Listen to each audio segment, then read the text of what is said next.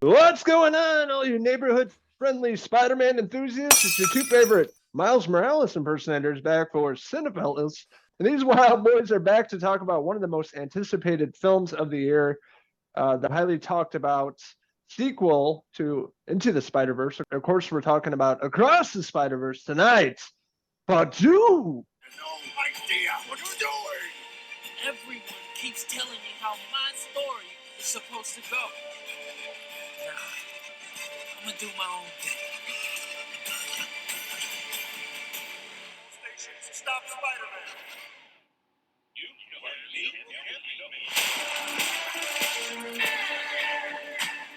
And of course, we're talking about the return of Miles Morales. He's had quite the following since his, introduction to the video games, the first film.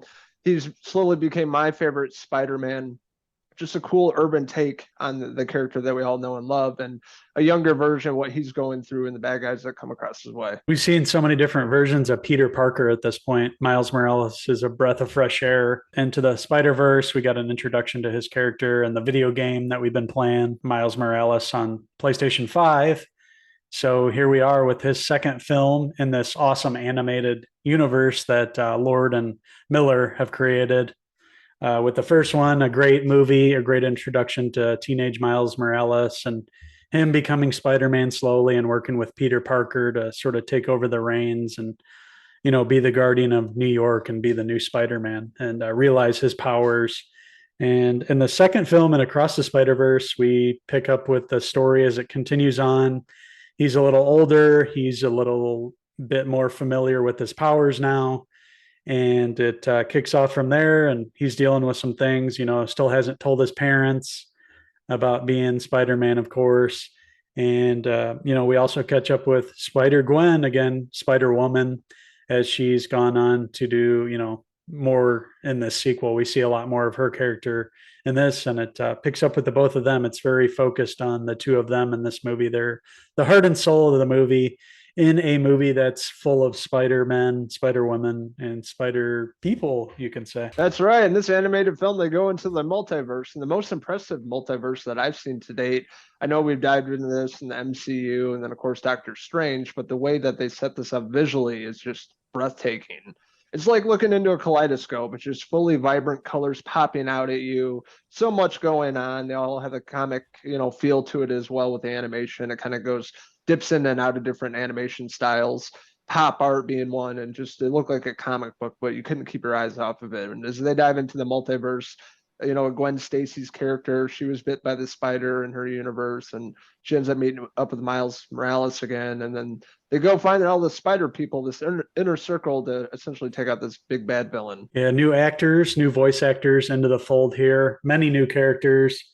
Oscar Isaac playing Miguel O'Hara, a Spider-Man from the future, very futuristic. He's sort of watching over all the Spider-Men that there are in the Spider Society. We see so many new faces and new voices, new characters. Spider-Punk, very cool punk rock influenced Spider-Man, voiced by Daniel Kaluuya, and a new villain, Spot, played by old Jason Schwartzman. This villain was created accidentally by Miles at the Alchemax lab with what happened in Into the Spider-Verse with Doc Ock.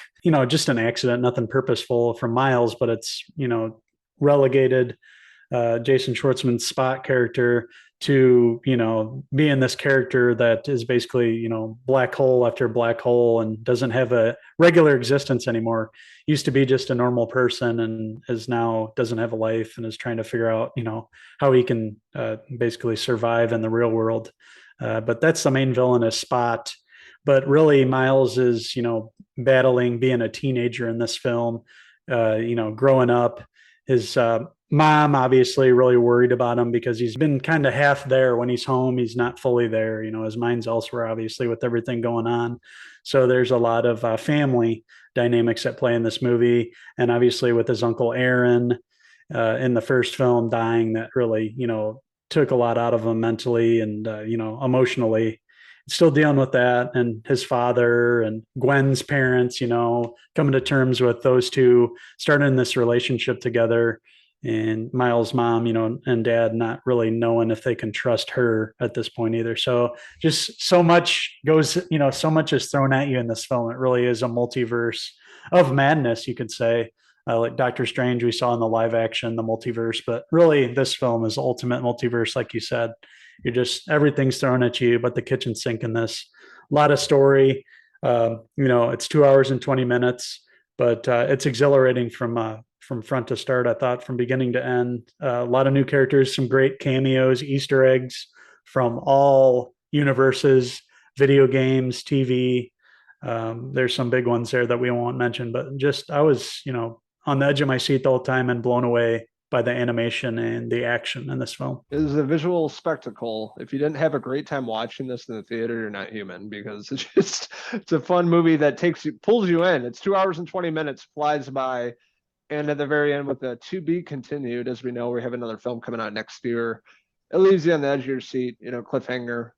And you could watch another 2 hours of this. So that's how I felt. Like I was just so glued, attached to the characters, everything thrown at me. Taking my 8-year-old son along with me and watching the movie. His eyes were glued to the screen the whole time. He had a great time with it as well. So yet another great, family bonding experience, seeing a good film.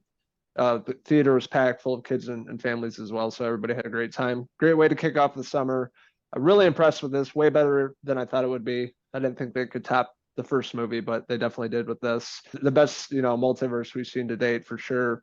And I can't wait to see where they take these characters in the next film. And that being said, I'm going to give Across the Spider-Verse a 5 out of 5 Miles Morales hairpieces. What a way to kick off the summer blockbuster movie season. Last summer, it was Top Gun Maverick leading the charge. Right. This time we get this animated Across the Spider-Verse to kick off summer, and boy, did it ever kick off the summer in spectacular fashion, as only Miles Morales and all the Spider-Men, women, and even animals and comic books. So much in this movie, so much to look at visually. The animation, just beautiful, just awesome to look at. So many different influences and styles on the screen. The music is great again. The soundtrack, the score, everything is spot on. I just pre-ordered this on 4K today. Can't get enough of this movie. Would go see it again at the theater. Probably won't, but it's one of those movies that you're going to want to watch over and over again. And great cliffhanger ending that leaves you wanting more for sure. So with that being said, I'm going to give Spider-Man a perfect 5 out of 5 Rio Morales hairpieces. You said you got to rewatch this over and over. Yeah, because there's so much thrown at you. You're not going to comprehend after watching the first time. It's impossible because it's constantly, Easter eggs and things going on in the background and references. And it's just overwhelming, but in a good way. So it's a movie you want to rewatch. And I definitely want to do that as well. But we're interested in hearing your guys' thoughts. And Across the Spider-Verse, what did you like about it? What didn't you like about it? What do you think is going to happen in the next film? Let us know in the comments below. And don't forget to click subscribe. Also, check out these mass assailants on Facebook, Twitter, and Instagram at our website, Cinephellas.com, for the latest, greatest TV movie news and reviews. Just an awesome film. We had a blast watching this. Great kickoff to the summer movie season. And I can't wait for a live action version of Miles. After this trilogy, we'll all be ready for that, I think. And hopefully they can nail the casting and get a great Miles. They have their work cut out for them. I feel like this animated version of Miles is pretty perfect. So it's going to take some, really great casting to bring this together. I can't wait to see that, though. That's going to be awesome. And, of course, the video game, Spider-Man and Miles coming out later this year on PlayStation 5. Awesome time at the movies. So glad we got to watch this, and what a great way to start the summer movie season. We're going to be back all summer long, reviewing one movie after the other, seemingly, one per week until the summer's out here. So from here on out, we're going to have a lot of movies to review for everybody here. So thank you guys for watching our review of Spider-Man Across the Spider-Verse. Until the next Cinephellas movie review, I'm Uncle Henry Hill. And I'm Logan Morales, signing out until the next movie review. Cheers.